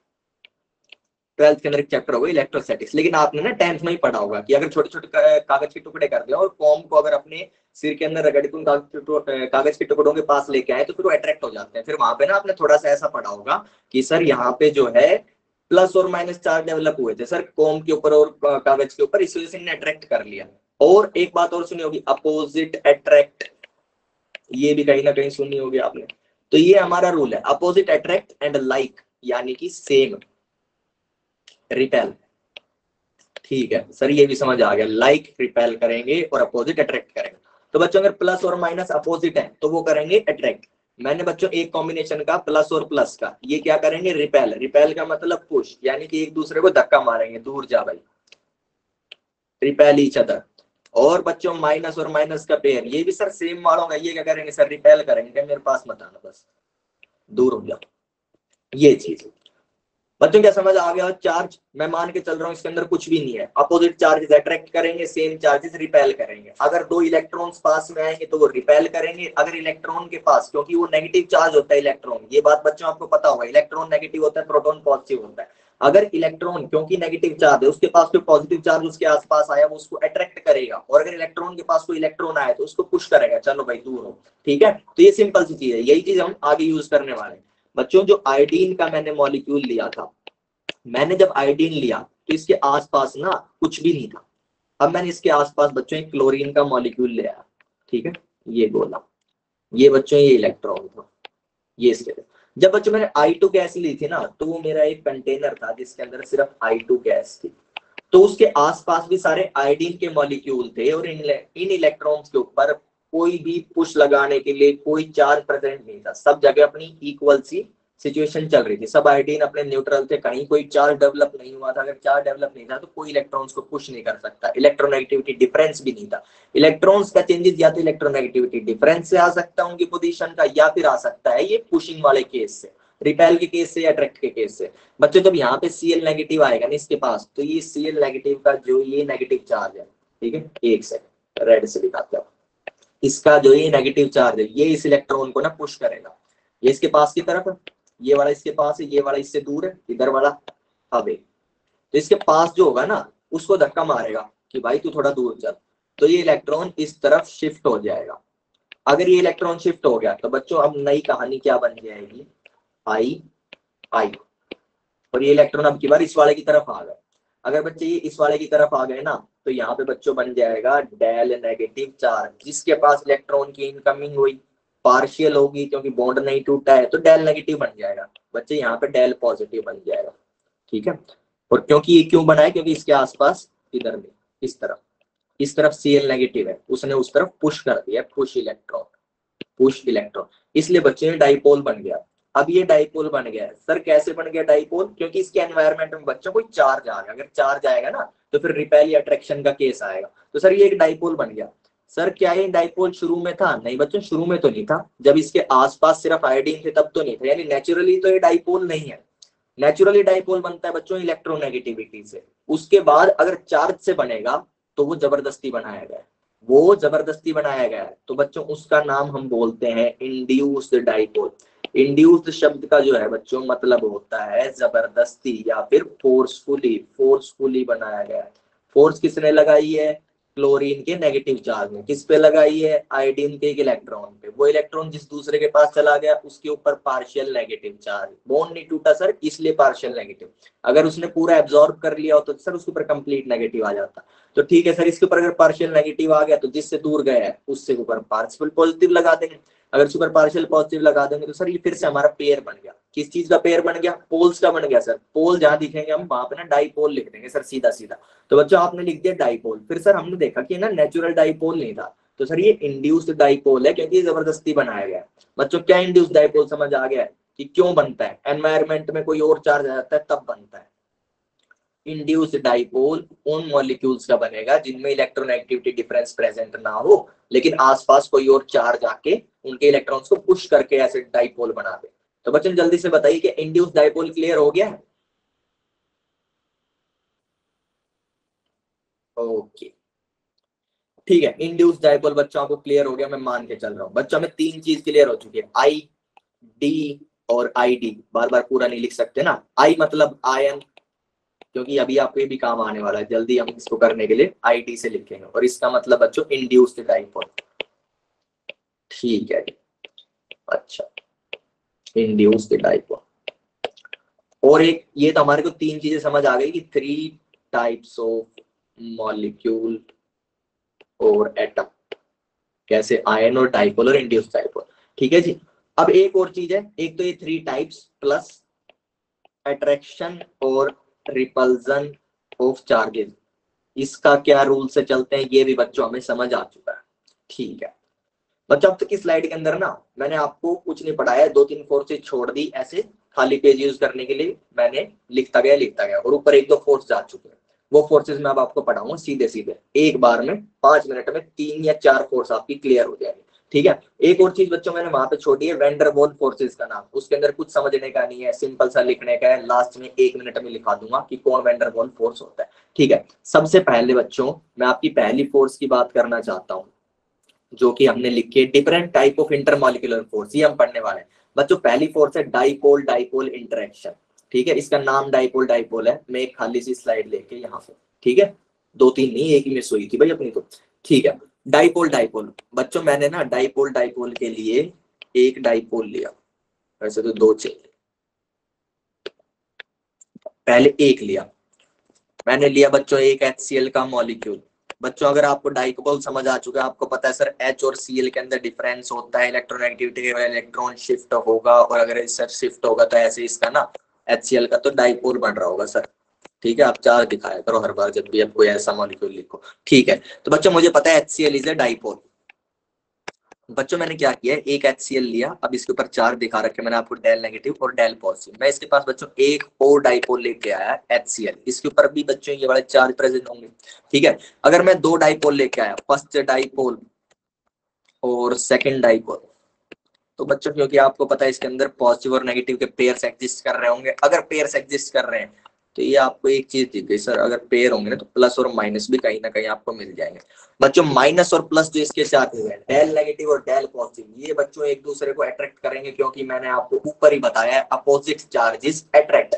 अगर बच्चों एक दूसरे को अट्रैक्ट करेंगे, अट्रैक्ट किस चीज से करेंगे सर, फोर्स से करेंगे, इसका मतलब सर यहाँ पे इंटरमॉलिक्यूलर फोर्स एग्जिस्ट करती है सर। अब बच्चों इसका नाम लिखना हमको इस फोर्स का, क्योंकि 5 तरह की इलेक्ट्रोमोलिकुलर फोर्सेज होती है, हम पहली फोर्स पढ़ रहे हैं, ठीक है। इंटरमोलिकुलर होती है, इलेक्ट्रो पता नहीं क्यों नाम आ रहा, काफी इलेक्ट्रॉन हो गए अब तक, ठीक है सर 5 तरह की इंटरमोलिकुलर फोर्स होती है, उसके अंदर से हम शायद पहले पढ़ रहे हैं सर, हम इसका नाम लिखना चाहते हैं। बच्चों जब नाम लिखना होगा ना, कुछ नहीं लिखना, जिन दो लोगों के बीच में वो फोर्स लग रही है ना, उनका नाम लिखना है। सर हमारा जो फर्स्ट है ना वो HCl है। HCl क्या होता है बच्चों, डाइपोल, डी लिख दिया। सर दूसरा किसके बीच में लग रही है सर, HCl के बीच में, वो भी सर क्या है, सेकंड डाइपोल है सर हमारा, डी। डी और डी ये कैसा हो गया बच्चों, डी डी इंटरेक्शन, ठीक है बच्चों, ये डी डी इंटरेक्शन हो गया है, ये इस फोर्स का नाम हो गया। क्या बच्चों आपको समझ आ गया मैंने कैसे इसका नाम डी डी इंटरेक्शन रख दिया? कैसे आपको अगर डी डी इंटरेक्शन लिखा होगा तो आपको कैसे पहचानना है कि सर उसके अंदर दोनों डाइपोल रहे होंगे, या फिर आपके सामने दो डाइपोल आ गए तो क्या पहचान सकते हो उसके अंदर डी डी है? जल्दी से चैट बॉक्स पे बताइए कि कैसे मैंने नाम लिखा है। मैंने डाइपोल देखे, वहां पे प्लस माइनस का एक पेयर देख के मैंने उनके बीच में अट्रैक्शन दिखाया, उस अट्रैक्शन का नाम लिखने के लिए मैंने उनके टाइप्स लिखे, किन लोगों के बीच में था, डाइपोल डाइपोल के बीच में था, डाइपोल डाइपोल हो गया। ठीक है बच्चों, अगर आपको समझ में आ गया ना, इस स्लाइड में यही लिख रखा है कि HCl के HCl अगर दो मॉलिक्यूल लेंगे तो जो पास में आएंगे तो फिर उनके अंदर डाइपोल डाइपोल इंटरेक्शन हो जाएगा। बच्चों अगला जो मैं आपको पढ़ाने वाला हूँ, जल्दी से आप लोग भी चैट बॉक्स पे लिख रहे हैं, अब आ जाइए स्क्रीन के ऊपर, चैट बॉक्स की तरफ से एक बार ध्यान हटाएंगे। बच्चों मैंने एक बीकर के अंदर आपका NaCl लिया है और H2O लिया है। बच्चों NaCl और H2O जब इस बीकर के अंदर होंगे ना तो ये ऐसे बन जाएगा Na प्लस HCl, ये तो टूट जाएंगे। और बच्चों जो H2O का मॉलिक्यूल है, मैं आपको बता दूं ऑक्सीजन की इलेक्ट्रोनेगेटिविटी ज्यादा होती है, किससे ज्यादा होती है सर, हाइड्रोजन से। अगर ज्यादा होती है बच्चों इसके अंदर वही वाला खेल होगा, इलेक्ट्रॉन शिफ्ट वाला, अगर इलेक्ट्रॉन शिफ्ट वाला खेल होगा इस तरफ, जिसकी तरफ इलेक्ट्रॉन ज्यादा है तो सर इसका तो कुछ ऐसा वाला सिचुएशन बन जाएगा कि इसके ऊपर नेगेटिव चार्ज और इसके ऊपर पॉजिटिव चार्ज। तो सर क्या यहाँ पे दो पेयर बन गए पोल्स के? हाँ सर बन गए, पक्का पक्का, ये वाले और इस वाले डाइपोल के दो पेयर बन गए sir, two pairs of dipole. यहाँ पे डाइपोल के दो पेयर हो गए। ओके, थोड़ा सा बच्चों गायब हो गया, ये पता नहीं कैसे हुआ।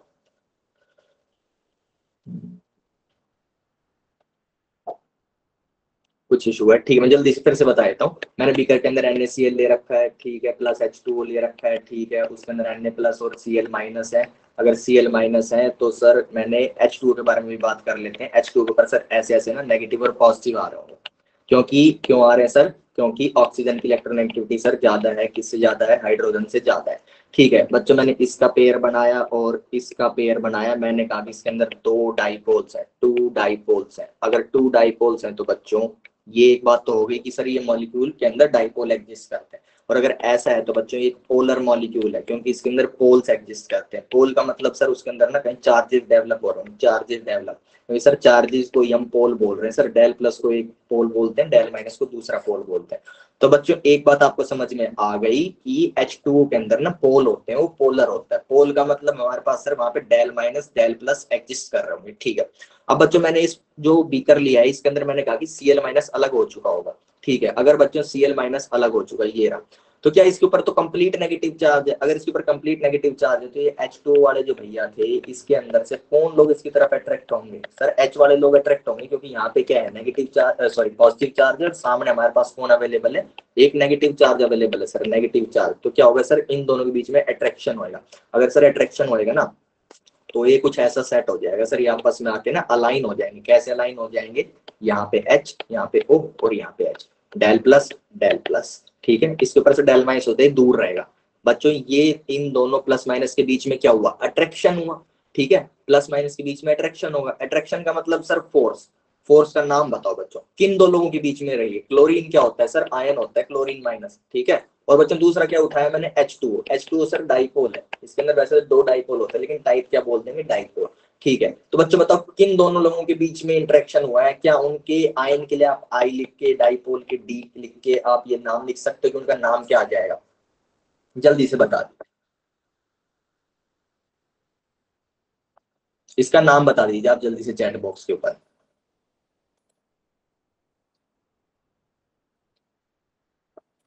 नहीं लिख पा रहे हैं तो लिख दीजिए कि सर नो सर नहीं पता अभी नाम, फिर मैं दोबारा बता देता हूँ। आपको दो लोगों का नाम लिखना है जिनके बीच में ये फोर्स लग रही है।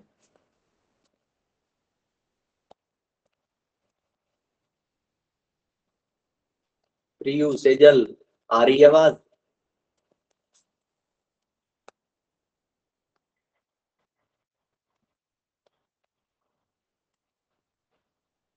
कोई तो रिस्पॉन्स दो बच्चों। हाँ ठीक है, आए एक एक रिस्पॉन्स मिल गया, मुझे लगा मेरी आवाज ही नहीं जा रही। ठीक है बच्चों, तो आपने जो रिस्पॉन्स दिया है वही इसका आयन है, आयन सॉरी आंसर है आयन डाइपोल इंटरेक्शन। क्योंकि बच्चों आपको समझ आ गया सर, जिनके बीच में फोर्स लग रहा होगा इंटरेक्शन का, उनको हमें नाम लिख देना है बस, that is ion dipole interaction. ये बच्चों हमें समझ आ गया। ये बच्चों हमारी सेकंड फोर्स हो गई है, जो कि ये रही, ये इसका नाम है आयन डाइपोल इंटरेक्शन। बच्चों सेकंड फोर्स हो गई, स्लाइड में वही बात लिखी है जो मैंने आपको समझाई है, आप लोग बाद में स्लाइड पढ़ सकते हैं, आपके ग्रुप्स पे आएगी। बच्चों अगली चीज की बात करते हैं। मैंने आपको इंड्यूस डाइपोल बताया था कि सर आई और आई अगर होंगे ना, क्योंकि इनके पास ये क्लोरीन माइनस आ गया है, तो सर ये इलेक्ट्रॉन ऐसे करके शिफ्ट हो जाएगा इस वाले इलेक्ट्रॉन की तरफ, और सर सिचुएशन बन जाएगी कुछ ऐसी। सिचुएशन सर ऐसी होगी कि आई और आई के अंदर यहाँ पे दोनों इलेक्ट्रॉन होंगे सर, इस पर नेगेटिव चार्ज होगी, इस पर पॉजिटिव होगा। ठीक है सर, ये वाली सिचुएशन आ जाएगी। सर यहाँ पे क्या है, माइनस चार्ज इस क्लोरीन का, क्या इस क्लोरीन के माइनस और प्लस के अंदर सर अट्रैक्शन होगा। जी हाँ सर, अट्रैक्शन होगा। इस अट्रैक्शन का नाम बताओ बच्चों, किन लोगों के बीच में लगा। इसका नाम था बच्चों इंड्यूस्ड डाइपोल, और इसका नाम है बच्चों आयन। आप आयन के लिए लिखेंगे आई, और इंड्यूस डाइपोल के लिए लिखेंगे आईडी। इसका नाम बता दो बच्चों जल्दी से।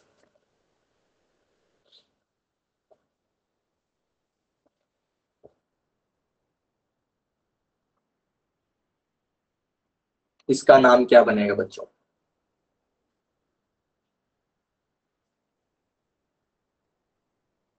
Ion induce dipole. ठीक है, मेरे को एक रिस्पॉन्स मिल गया, मैं मान के चल रहा हूँ बाकी बच्चों को भी समझ आ गया।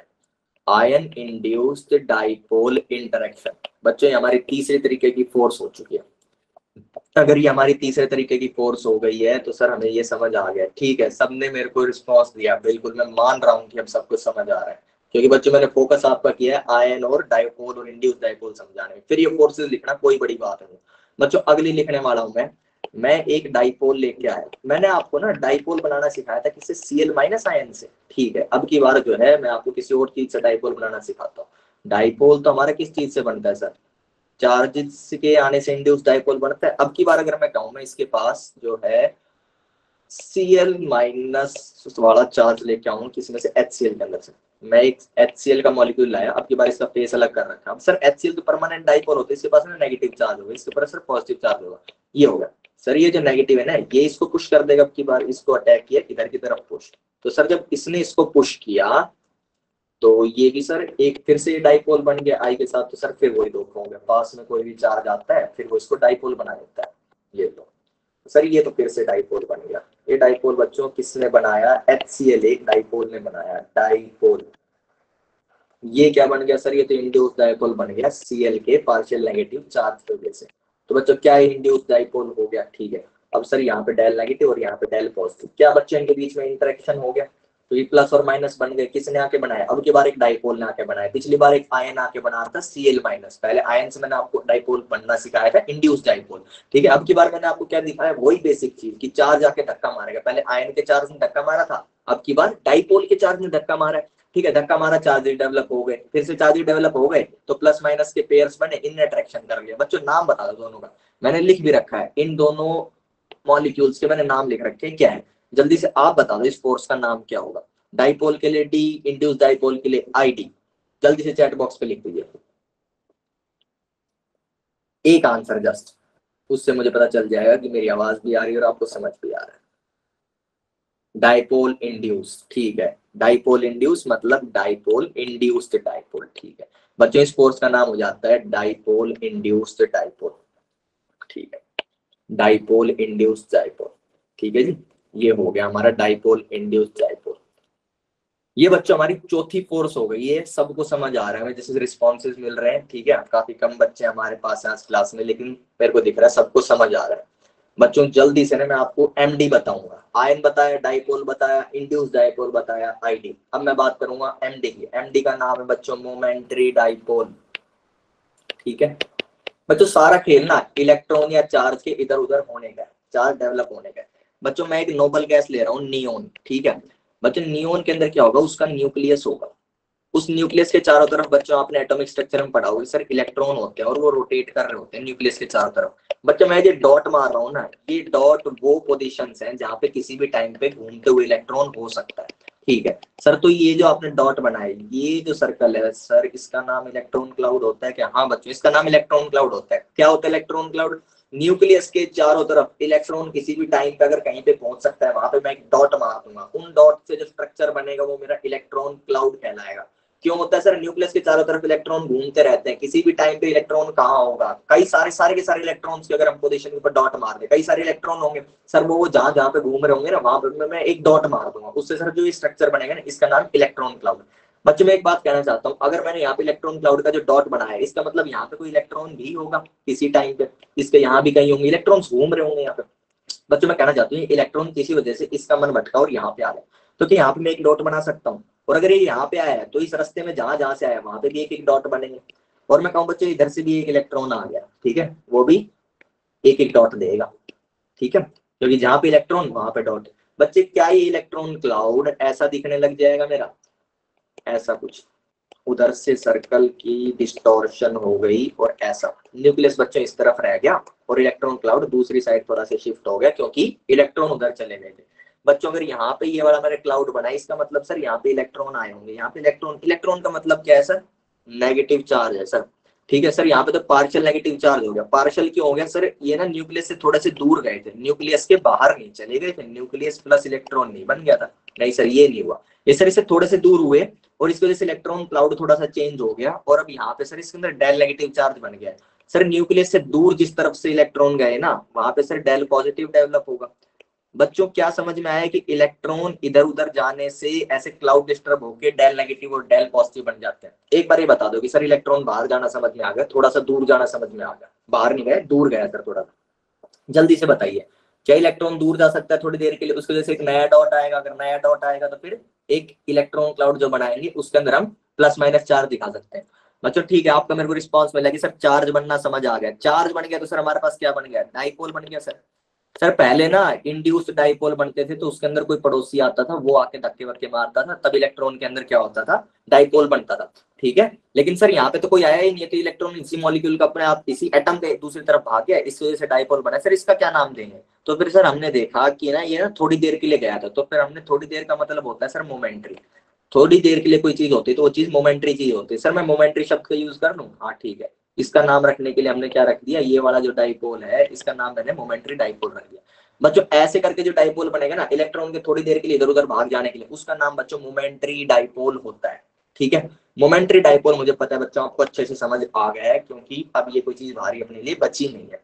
ठीक है, अब बच्चों मैंने क्या किया ना, मैंने एक नियोन का मॉलिक्यूल लिया था और एक नियोन का मॉलिक्यूल लिया, एक और, ये फर्स्ट नियोन और ये सेकंड नियोन। अब बच्चों फर्स्ट नियोन जो है ना, मैंने कहा कि सर फर्स्ट के अंदर जो है सर डिस्टॉर्शन आ गया, ये ऐसे इलेक्ट्रॉन क्लाउड वाला, और सर इसके अंदर डेल, एन ई और एन यू में कंफ्यूज नहीं है ना बच्चों, एन ई मैंने पूरा का पूरा दिखाया, एन यू में न्यूक्लियस के लिए दिखा रहा हूँ, इलेक्ट्रॉन्स हमारे इलेक्ट्रॉन क्लाउड से दिख रहे हैं। ठीक है सर, ये ना थोड़ी देर के लिए ऐसा हुआ, तो सर जो ये वाला नियोन था इसका इलेक्ट्रॉन क्लाउड सर जो ऐसे बोल रहा होगा, इसका मतलब यहाँ पे सर इलेक्ट्रॉन है ना, ये इलेक्ट्रॉन क्लाउड का मतलब सर यहाँ पे नेगेटिव इसको क्यों नहीं पुश करेगा? करेगा बच्चों, अगर पुश करेगा तो क्या इस तरफ शिफ्ट हो जाएंगे इलेक्ट्रॉन? अगर इस तरफ शिफ्ट होंगे तो जिस तरफ शिफ्ट होंगे उस साइड पे ऐसे फिर से चले जाएंगे इलेक्ट्रॉन्स, और ऐसी ही शेप बन जाएगी जैसी सर फर्स्ट वाले की थी ना, ऐसी ही सेकंड की बन जाएगी। कैसी सर? इस तरफ इलेक्ट्रॉन चले जाएंगे राइट की तरफ, तो सर इसकी तरफ ना ऐसे ये पॉजिटिव और नेगेटिव चार्ज डेवलप हो जाएंगे इस वाले में भी। सर ये तो कुछ ऐसा ऐसा दिखेगा, फिर एक नियोन ने आके दूसरे नियोन को भी मोमेंट्री डाइपोल बना दिया, डेल नेगेटिव और डेल पॉजिटिव, और सर ये पड़ोसी वाले के साथ भी कुछ ऐसा ही हो गया, यहाँ पे एन यू और यहाँ पे डेल माइनस और डेल प्लस। अब सर यहाँ पे ये तो माइनस प्लस के अंदर अट्रैक्शन और बनेगा सर, डेल माइनस प्लस। बच्चों जल्दी से ना इसका नाम बताओगे आप, ये फर्स्ट एमडी है और ये हमारा सेकंड एमडी है। ये करते ही बच्चों हमारे आज का लेक्चर खत्म। आज का हुआ है लेकिन थोड़ा सा और खींचूंगा बच्चों में, 10 से 15 मिनट आपकी क्लास, तो जल्दी से आप बताओ इसका नाम लिख दो ताकि अगली क्लास का भी थोड़ा जो हमारा सिलेबस हमें कवर करना है वो हो जाए। इसका नाम बता दो सर, इस कोर्स का जो नाम है ना सर, ये नाम होगा, दो मोमेंट्री डाइपोल के बीच में लिखिए, मोमेंट्री डाइपोल को सर एमडी से लिख रहे हैं, दो एमडी के बीच में फोर्स लगना सर जैसे समझ में आया है उससे हम इसका फोर्स का नाम को बता सकते हैं। आप बताइए बच्चों इस फोर्स का नाम, जल्दी से कोई भी एक बच्चा सबसे पहले,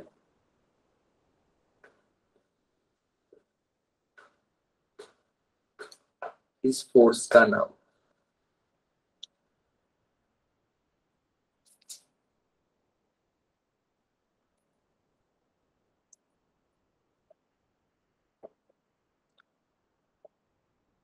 प्रियो आपने लिखा मोमेंटरी डाइपोल, दूसरे वाले के भी नाम लिखो बच्चे, दोनों का लिखना होता है। ये तो फर्स्ट एमडी के लिए आपने लिख दिया, जब हमने डाइपोल डाइपोल लिखा था दो दो डी लिखे थे ना, ऐसे यहाँ पे दो दो एमडी आएंगे। आप समझ गए, इसका नाम एमडी लिखना है आपको, लेकिन दो बार लिखना है। ऐसे डाइपोल के अंदर डी और डी लिखा था, तो अब यहाँ पे एक का एमडी लिखना, तो ये तो नाइंसाफी होगी, दोनों का एमडी। बच्चे इस फोर्स का नाम हो गया एमडी, एमडी फोर्स। अब कुछ नहीं है, आपको चार फोर्सेस पढ़ी, उनके अंदर ना आपने नाम लिखा है, ठीक है। अभी ना चैट बॉक्स ओके वापस रख दीजिए, बात सुन लीजिए, मेरे को समझ आ गया कि आपको पता चल चुका है इसका नाम। ठीक है सर, आगे कुछ थोड़ा सा बताना है? हाँ बताना है। बच्चों मैंने ना चारों फोर्सेस का आपको नाम समझाया, कैसे निकालते हैं। उसके बाद ये पांचवी फोर्स है, अभी आप ना क्लास को थोड़ा सा रिपीट पे देखना है, या थोड़ा सा देखोगे ना, जब आप अपने नोट्स बना रहे हो आप देखोगे कि हम चार फोर्स पढ़ चुके हैं अब तक, और ये पांचवी फोर्स है। बच्चों अब तक ना मैंने आपको नाम निकालना सिखाया था, आपने इस फोर्स का भी नाम निकाल लिया, एमडी एमडी इंटरेक्शन। जब बच्चों आप एमडी एमडी इंटरेक्शन लिखोगे ना, तो उसका नाम लंदन फोर्स हो जाता है। इसका नाम थोड़ा सा अलग है, प्रोसेस सेम है, प्रोसेस वैसे ही आप पहचानेंगे किन के बीच में लग रही है। और जब आपके पास आंसर एमडी एमडी आ जाएगा ना, फिर आप लिख देंगे सर लंदन फोर्स है, और लंदन फोर्स को डिस्पर्जन फोर्स भी लिखते हैं। बच्चों क्या समझ आ गया कि लंदन फोर्स और डिस्पर्जन फोर्सेस लिखते हैं, ये कैसे होता है? एमडी एमडी पे हम लोग आए हैं, और फिर एमडी एमडी का नाम लंदन फोर्सेस हो जाता है। प्लीज राइट यस, जस्ट इतना लिख दीजिए बच्चों कि यस सर, लंदन फोर्सेस को भी हम पहचान लेंगे, जब हम एमडी एमडी के कंक्लूजन पे पहुंचेंगे तो लंदन फोर्सेस होगा। ओके बच्चों, ये समझ में आ गया आपको? मैंने आपको ना एक बात बोली थी, वेंडरवॉल फोर्स के बारे में बताऊंगा। बच्चों जल्दी से अपनी कॉपी लिखेंगे, आप कॉपी निकालेंगे, और उसके अंदर क्या लिखेंगे, आपके सामने पांच नाम लिख रहा हूँ, जो हमने पांच फोर्सेस पढ़ी है, और शॉर्ट में ही लिख रहा हूँ, आप इसको एक्सपेंड कर लेना बाद में। डी आई डी, क्योंकि आप समझ चुके हैं, D equal dipole, I equal ion, और I D equal induced dipole. ठीक है बच्चों, ये हो गई ये पहली तीन फोर्स। बच्चों इन तीन फोर्स को ना वेंडर वॉल फोर्स बोलते हैं। आपको सिर्फ कॉपी में लिखनी है, ऐसे कैसी रट लेनी है। आपके पेपर में सिर्फ इतना क्वेश्चन आएगा, कौन सी फोर्स वेंडर वॉल फोर्स होती है। आप इसके अंदर से याद करके गए होंगे sir D D, D I D और लंदन फोर्स, ये होती है वेंडर वॉल फोर्स, आप टिक मार देंगे। ठीक है, क्यों होती है सर ये? बच्चों ये तीन फोर्सेस ना वेंडर वॉल नाम के साइंटिस्ट ने डिस्कवर की थी, तो फिर इनका नाम कलेक्टिवली इस ग्रुप को बोलने लग गए वेंडर वॉल फोर्सेस। ठीक है, ठीक है बच्चों, आपको ये समझ आ गया, कोई लॉजिक नहीं, इसके पीछे कोई भारी सा कोई साइंस नहीं है, सिंपल सा है। इन तीन फोर्सेस को जिस साइंटिस्ट ने डिस्कवर किया था उसका नाम वैंडरवॉल था, इसलिए इनका नाम वैंडरवॉल फोर्सेस। बच्चों दो तरह की फोर्स आपकी बच गई हैं, आईडी यानी कि आयन डाइपोल, और आईआईडी, ये दोनों बच्चों कहलाती हैं non van der Waals force. Non vendor को भी बी डी डब्ल्यू फोर्सेस लिख दिया। ठीक है, ओके बच्चों, लिख लिया क्या आपने नोटबुक में? कोई लॉजिक नहीं है, सिर्फ वेंडरवॉल फोर्सेस है। हमारी आज की क्लास बच्चों खत्म हो गई है, ये जितनी एक स्लाइड है पूरी खत्म नहीं हुई, एक क्वेश्चन इसमें बचता है, वो अभी डिस्कस कर लेंगे। बच्चों ये नोट कर लेना है, वेरी इंपॉर्टेंट, लाल रंग से दिखा रहा हूँ, लाल मतलब खतरा, अगर छोड़ दिया तो एक क्वेश्चन छूट सकता है पेपर में, वेरी इंपॉर्टेंट। सिर्फ क्या आपको याद रखना है, कौन सा ग्रुप क्या होता है। ठीक है, और अगर नोट नहीं किया तो भी कोई बात नहीं, आपको ये मेरी हैंड रिटन स्लाइड मिल जाएगी, उसके अंदर भी आपको देख के मिल जाएगा, स्लाइड में लिखा हुआ भी मिल जाएगा कौन वैन डर वाल्स फोर्स होते हैं, कौन से नहीं होते। बच्चों एक क्वेश्चन का आंसर आपको देना है, मैंने यहाँ पे क्वेश्चन लिख रखा है, ये रहा ऊपर, name the intermolecular force present in H2O and HCl। ये H2O और HCl के कॉम्बिनेशन में नहीं पूछी है, H2O का एक गिलास है, HCl का एक गिलास है। फर्स्ट पार्ट क्वेश्चन है जिसके अंदर H2O का ग्लास है, सेकंड पार्ट है जिसके अंदर HCl का ग्लास है। इसके अंदर बच्चों हमको बताना है, मैं बता रहा हूँ आपको क्योंकि क्लास काफी आगे जा चुकी है और मेरे आपको 10 और मिनट चाहिए। तो जो बच्चों H2O वाला ग्लास होता है ना, उसके अंदर क्या हो रहा होगा बच्चों, ये होंगे, ये HOH आ रहे होंगे, यहाँ पे डेल माइनस, यहाँ पे डेल प्लस। बच्चों इसके पास ना इसके चारों तरफ बहुत सारे H2 होंगे, तो एक ऑक्सीजन आएगा जिसके ऊपर डेल नेगेटिव है, और ये यहाँ पे आके ऐसे सेट हो जाएगा क्योंकि इनके बीच में अट्रैक्शन हो रहा है। सर किसके बीच में हो रहा है? ये वाला जो डेल पॉजिटिव और डेल नेगेटिव है ना बच्चों, इनके बीच में हो रहा है। बच्चों मैंने आपको शुरू में बताया था H2O जो है डाइपोल है, H2O डाइपोल है, तो बच्चों इसके अंदर जो फर्स्ट चीज है वो भी एक डाइपोल है, और जो इसके अंदर सेकंड चीज है वो भी एक डाइपोल है। ठीक है, तो बच्चे इस वाली फोर्स का नाम हो जाएगा डी डी इंटरेक्शन। ठीक है सर, सर HCl के अंदर सेकंड पार्ट में बताना क्या होगा बच्चों, ये HCl का एक मॉलिक्यूल है, इसके ऊपर डेल नेगेटिव एग्जांपल तो हमने खुद ही पढ़ा है, डाइपोल डाइपोल का यही एग्जांपल पढ़ा है बच्चों। यहाँ पे डेल पॉजिटिव बन रहा होगा और यहाँ पे डेल नेगेटिव, इनके बीच में बच्चों अट्रैक्शन होगा। फर्स्ट बंदा क्या है, फर्स्ट इज डाइपोल और second is also dipole, second is also dipole. ठीक है, तो बच्चों ये भी डी डी इंटरेक्शन का ही एग्जांपल है। ठीक है बच्चों, आपने ये लिख लिया, फिर आप कहेंगे सर आपने जो खुद आंसर लिख रखा है उसके अंदर तो कुछ और लिख रखा है, हाइड्रोजन बॉन्डिंग और डाइपोल डाइपोल इंटरेक्शन। बच्चों हाइड्रोजन बॉन्डिंग भी एक टाइप का डाइपोल डाइपोल इंटरेक्शन ही होता है। हाइड्रोजन बॉन्डिंग की फोर्सेस बहुत ज्यादा स्ट्रॉन्ग होती हैं, उसका रीजन बच्चों होता है जो उसके जो एटम्स है ना उनके बीच का इलेक्ट्रोनेगेटिविटी डिफरेंस हाई होने की वजह से। जब ये इलेक्ट्रोनेगेटिविटी डिफरेंस बच्चों 1.8 से ज्यादा होता है, मोर देन 1.8, तो बच्चों इनके अंदर क्या होता है, एक स्ट्रॉन्गर फोर्स आ जाती है जिसका नाम हाइड्रोजन बॉन्डिंग है। फोर्स तो वही है डाइपोल डाइपोल, नाम आ जाता है उस वाले डाइपोल डाइपोल को। जब डाइपोल डाइपोल इंटरेक्शन तब हो रहा होगा जब इलेक्ट्रोनेगेटिव डिफरेंस 1.8 से ज्यादा है, तो बच्चों तब डी डी इज HB यानी कि H बॉन्डिंग। HCl के अंदर बच्चों 1.8 से कम होता है डिफरेंस, तो उसके अंदर H बॉन्डिंग नहीं बोलते, फिर DD ही लिखते हैं। यानी कि सर अगर पेपर के अंदर क्वेश्चन पूछ रहे हैं और उसके अंदर ना H2O का क्वेश्चन आ गया और उसने H बॉन्डिंग तो नहीं दे रखा, DD लिख रखा है, तो सर क्या मैं DD पे टिक कर सकता हूँ? हाँ बच्चों कर सकते हैं। सर अगर दोनों आएंगे DD और HB तब क्या करेंगे, तब बच्चों आप H बॉन्डिंग लिख देंगे। और एक और बात आपको एक लाइन याद रखनी कि H bonding is the strongest intermolecular force. बस इतना, खत्म। इस स्लाइड के अंदर बच्चों इतना ही है। बता दीजिए H बॉन्डिंग डाइपोल फोर्स क्या रिलेशन होता है? दोनों सेम ही होते हैं, उनके अंदर किस वजह से डिफरेंस आता है सर? जहां पे इलेक्ट्रोनेगेटिविटी का डिफरेंस एटम्स के बीच में 1.8 से ज्यादा होगा वहां पे डाइपोल डाइपोल को H बॉन्डिंग बोलते हैं। बस इतना, ठीक है, ये हुआ है बच्चों। बता दीजिए जल्दी चैट बॉक्स के ऊपर, ये स्लाइड कंप्लीट हो गई। 10 मिनट एक अगली स्लाइड पढ़ाऊंगा जल्दी से, और उसके अंदर बहुत बेसिक बात है। Sir H bonding van der Waals बॉल से स्ट्रॉन्गर होती है। देखिए बच्चे, मैंने आपको ऊपर वाली स्लाइड देखो, मैंने क्या बोला, H बॉन्डिंग DD होती है। DD तो खुद एक वंडर वॉल फोर्स है, तो H बॉन्डिंग तो वंडर वॉल फोर्स ही है। तीन तरह की वंडर वॉल फोर्सेज होती हैं, DD, DID और लंदन फोर्सेज। उनमें सबसे स्ट्रॉन्गर होती है बच्चों H बॉन्डिंग। आप DD, DID और लंदन फोर्सेस के बीच में नहीं बता सकते, लेकिन H फोर्स जो है H बॉन्डिंग वो सबसे स्ट्रॉन्ग है, ये याद कर लो, क्योंकि उसके अंदर बच्चे एक फैक्टर आ जाता है इलेक्ट्रोनेगेटिव डिफरेंस। H बॉन्डिंग होने का मतलब ही ये है कि इलेक्ट्रोनेगेटिविटी का इतना डिफरेंस होगा। अगर जो बच्चों इलेक्ट्रोनेगेटिविटी का डिफरेंस होता है वही इस चीज को डिफाइन करता है कि कितना पार्शियल पॉजिटिव और नेगेटिव चार्ज क्रिएट होगा। जितना भारी बच्चों नेगेटिव चार्ज आएगा, जितना भारी पॉजिटिव चार्ज आएगा, उतनी भारी फोर्स आती है, और जितना ज्यादा इलेक्ट्रोनेगेटिविटी का डिफरेंस होगा उतने ही भारी चार्ज आते हैं। तो जब हमने ये कंडीशन लगा दी ना बच्चों की 1.8 से ज्यादा इलेक्ट्रोनेगेटिविटी का डिफरेंस हो, तो ये चीज इस बात को पक्का करती है कि इतना चार्ज तो डेवलप हो ही रहा होगा, उतना चार्ज और किसी भी फोर्स में डेवलप नहीं हो पाता। तो हमें पता होता है कि अब इसका जो इंटरेक्शन है फोर्स का वो सबसे भारी होगा। ये बच्चों हाइड्रोजन बॉन्डिंग एक टाइप का DD बॉन्डिंग ही है, लेकिन इसके अंदर 1.8 का हमने लॉजिक लगाया है, तो फिर ये सीधे सीधे स्ट्रॉन्गेस्ट हो जाता है। ये बात ये पक्का कर लेते, किसी भी फोर्स के अंदर जितना चार्ज डेवलप हो सकता है उससे ज्यादा ही डेवलप होएगा 1.8 की वजह से, तो फिर हमारा पक्का हो जाता है कि सर ज्यादा चार्ज इसका मतलब ज्यादा फोर्स। ठीक है बच्चों, बताइए समझ आया आपको? समझ क्लियर हुआ कि H बॉन्डिंग भी एक वंडर वॉल फोर्स ही होती है। कौन सी सर? DD, लेकिन ये सबसे स्ट्रॉन्ग होती है। और सिर्फ इन तीनों में नहीं, पांचों में, पांचों जितनी मैंने फोर्सेज बताई वंडरवॉल नॉन वंडरवॉल सबके अंदर सबसे स्ट्रॉन्गेस्ट होती है हाइड्रोजन बॉन्डिंग। बच्चों अगर आप मेरे को 10 मिनट और दे सकते हैं जल्दी से बता दीजिए, अगर आप फ्री हैं तो। आज अब तो मैच भी खत्म हो गया, अगर आप मेरे को 10 और मिनट दे दे तो मैं नेक्स्ट स्लाइड शुरू कर दूं। ठीक है, ये वाली स्लाइड हो गई है आपकी, और बच्चों सेकंड शुरू कर रहा हूँ।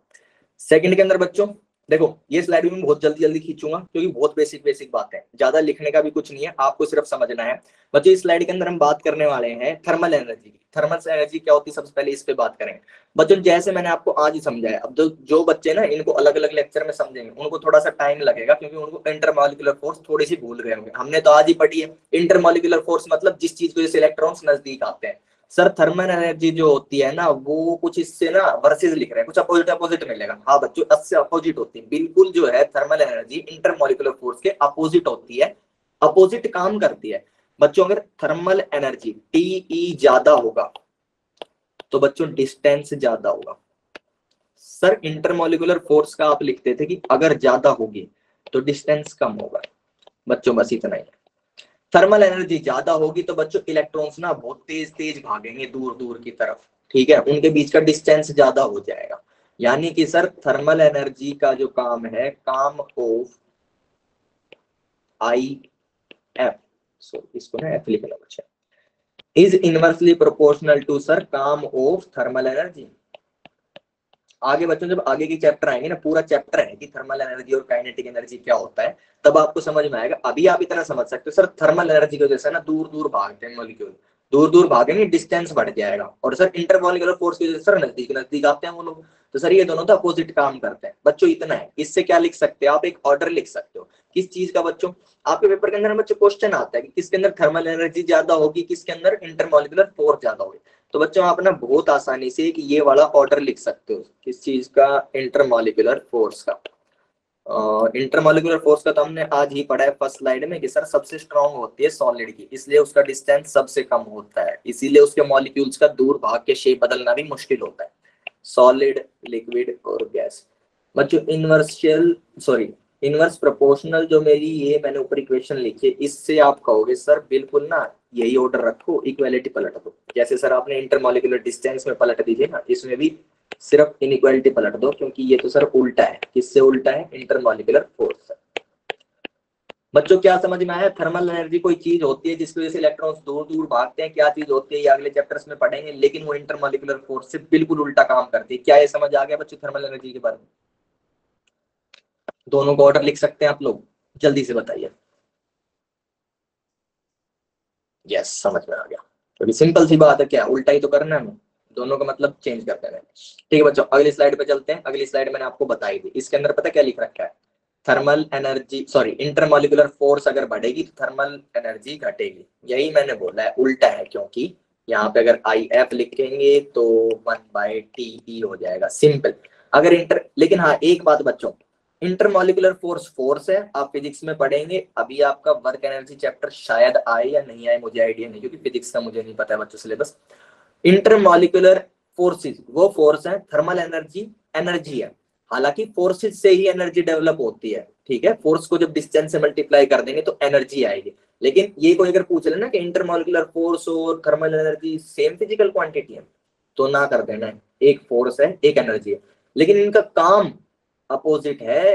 काम जो है वो डिस्टेंस, हाँ अगर ऐसे कोई कहे कि क्या ये डिस्टेंस को चेक करते हैं, क्या डिस्टेंस को डिसाइड करते हैं, तब आप कहोगे हाँ सर डिस्टेंस को डिसाइड करते हैं, इनवर्सली प्रोपोर्शनल काम करते हैं डिस्टेंस में। लेकिन हाँ इनके अंदर एक सेम बात है, डिस्टेंस को करते हैं, सेम फिजिकल क्वांटिटी भी नहीं है सर, एक फोर्स है एक एनर्जी है, लेकिन इनका काम क्या है, डिस्टेंस डिसाइड करना है, ये चीज इसके अंदर सेम है। और सर डिस्टेंस को भी उल्टा उल्टा डिसाइड करते हैं, अगर इंटरमॉलिक्यूलर फोर्स बढ़ाएगी तो थर्मल एनर्जी घटाएगी, इंटरमॉलिक्यूलर फोर्स घटाएगी तो थर्मल एनर्जी डिस्टेंस को बढ़ाएगी, ये सर उल्टा काम करते हैं। इंटरमॉलिक्यूलर फोर्स जो है डिस्टेंस को कम करती है, थर्मल एनर्जी डिस्टेंस को ज्यादा करती है। जो इंटरमॉलिक्यूलर फोर्स बढ़ी तो सर हमारा डिस्टेंस घट जाएगा, और जो सर थर्मल एनर्जी घटी बढ़ी ना, तो फिर हमारा डिस्टेंस घट जाएगा।